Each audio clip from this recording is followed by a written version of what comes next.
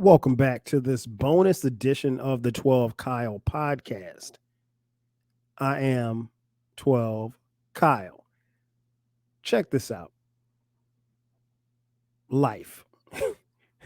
We're living life every day, right? And I'm one who always kind of makes um, the idea of life and how I live my life and how I see others live their life. I always make certain parallels. And some years ago, I wrote on my blog. For those of you who don't know, I have a blog, but I rarely write in it. But years ago, I wrote this post about how um, the game of football is a lot like the game of life, right? And I know what you're thinking, like, how is football like life? Well, I'm about to tell you. Just vibe with me on this one, okay? You learn new things every day, and growth is a part of your process. I mean, I would hope that we're growing each day. Um, but here's how I tie it all in together. As many of you know, or maybe you don't know, like I have a deep love, passion, and appreciation for the game of football. Um, I played, I started playing organized football at the age of 8. And I played all the way from 8 years old, all the way through middle school, through high school, through college. Um, So for me to say that I took some things away from football would be a huge understatement. Of course I have. I took a lot of things away from the game of football. But I'm about to tell you how it correlates with life. Um, there's a lot that I learned from football that can be applied to everyday life. For example, in football, you have to have a game plan, right? Um, you got to have a game plan. Your game plan is your strategy for how you will play and how you will execute. And ultimately, if you execute your game plan, hopefully, prayerfully, you will win. It correlates in life because in life, having a game plan is essential. If you don't have plans, if you don't have goals, if you don't set forth a game plan, you will find yourself wandering aimlessly through life without having a plan or a goal. And the days will pass by and the months will pass, excuse me, the weeks will pass by, the months will pass by, and ultimately the years will pass by. So you need a game plan. If you're in high school and you're listening to this podcast, you need a game plan for what you plan to do for the next years after high school. Do you plan to go to college? Do you plan to get a job? Do you plan to go into the service? Whatever it is you plan to do. Do you plan to travel the world? I don't know. But I'm just using that as an example. But you got to have a game plan. In the game of football, the game consists of 4 quarters. Now, football is a grueling sport. Not only will those 4 quarters test your patience, but obviously it will test your endurance because, again, it is a grueling sport. It is a sport that will take damn near everything out of you upon its completion. So it's important that you do what it is that you're supposed to do, executing your game plan and everything to sustain yourself through those 4 quarters. The correlation is in life, there are many games that you will play within the game, the bigger game of life. Because see, life is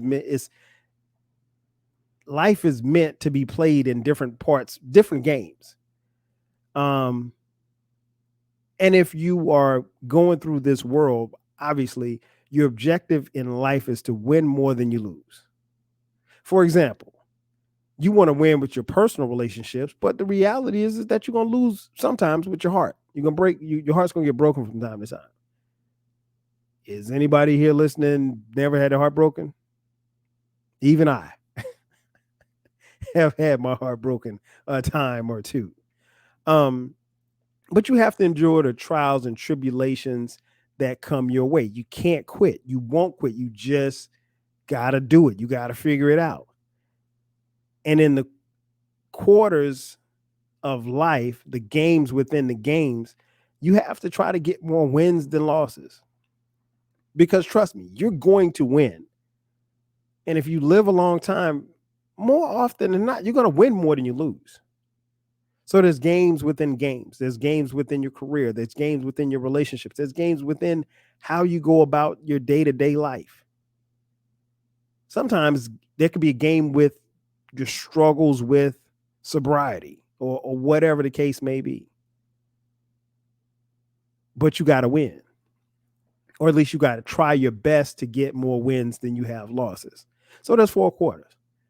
In football, halftime is the midpoint of the game.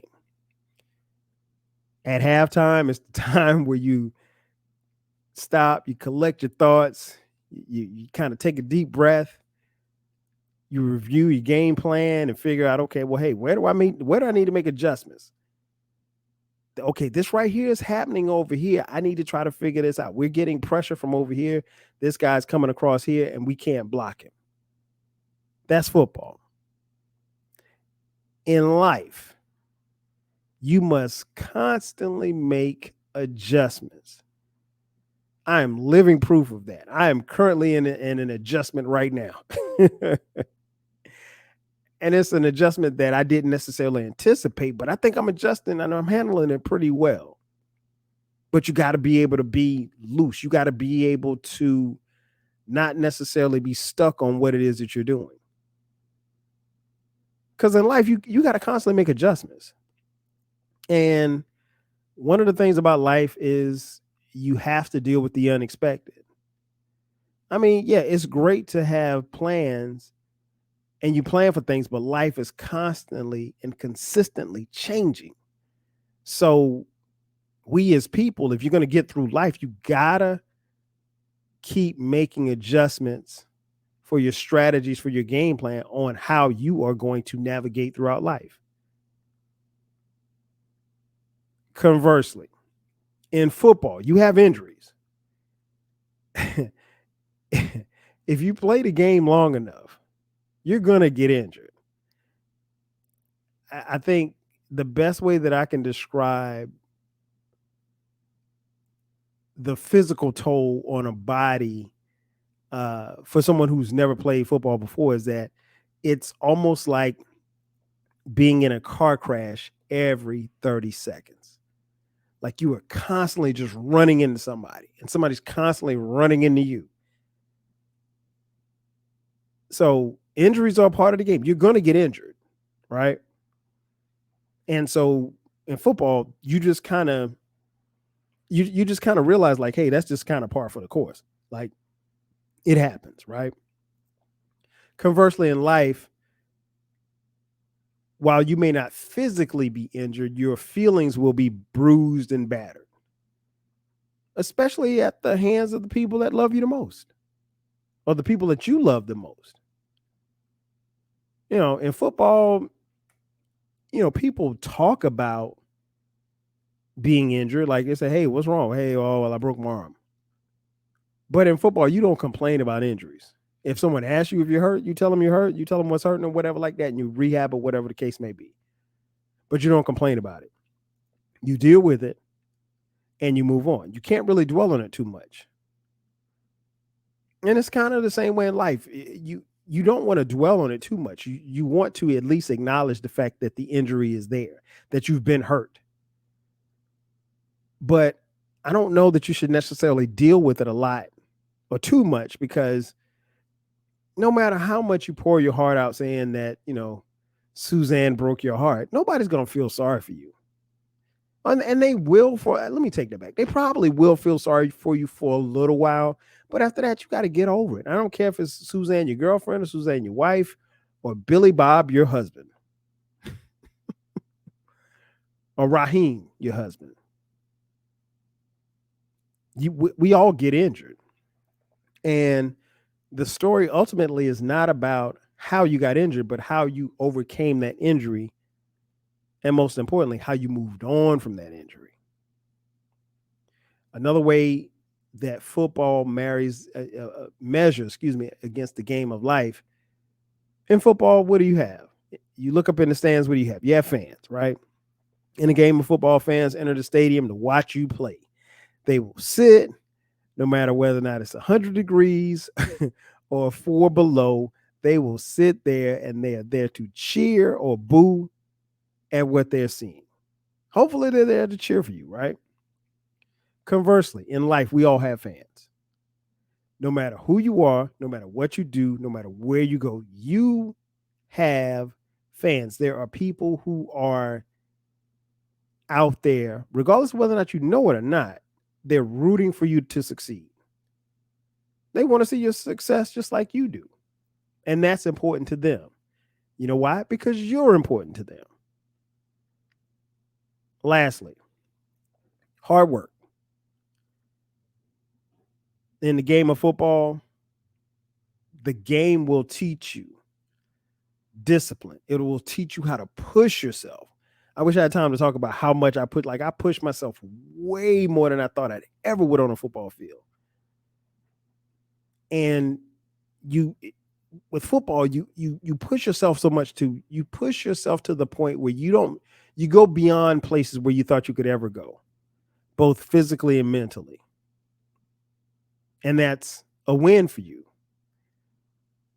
And that's hard work. Conversely, in life, hard work pays off. Let me say that again. Hard work pays off. There was a quote that I saw when I was a kid growing up. The quote was from legendary basketball coach John Chaney from Temple University. He said, "Suffering plus sacrifice equals success." And that always stuck with me. Now, success doesn't necessarily mean that you got to have $1 million house. Doesn't mean that you make $30,000 a year. Anything can be successful. But to be successful, it doesn't mean that you have to be a CEO of a Fortune 500 company. It just means that you need to that you do what you're supposed to do, and you get satisfaction from it. So if you become, a sanitation worker, cool. If you become a CEO at AT&T, cool. It doesn't matter. What matters is that you get something and some level of satisfaction from what it is that you're doing. Hard work pays off. Suffering plus sacrifice equals success. Now, the same works for football. Now, naturally, you're not going to have sometimes you can play as hard as you can and do your best and everything, and still, look up at the scoreboard and, and you and your team about to take that L. It happens. But in life, when you control everything, you are more responsible, or more in control of that level of success and that hard work that you put in. Because hard work does pay off. So in essence, what I'm saying is football is a lot like the game of life. Everything that I just said relates. Having a game plan, playing 4 quarters, having a halftime, being able to adjust, being injured and hurt, being celebrated by fans, and your hard work. So in essence, football is just like the game of life. Now, who said that you couldn't learn something from a little simple game called football? Because you just did. Ladies and gentlemen, that's going to do it for me. Thank you for checking out this bonus edition of the 12 Kyle podcast. Be sure to subscribe to the podcast. The podcast drops weekly, every Thursday at midnight on all streaming platforms. Again, that's going to do it for me. I'm your boy, 12 Kyle. I'll catch you guys next time. 5,000.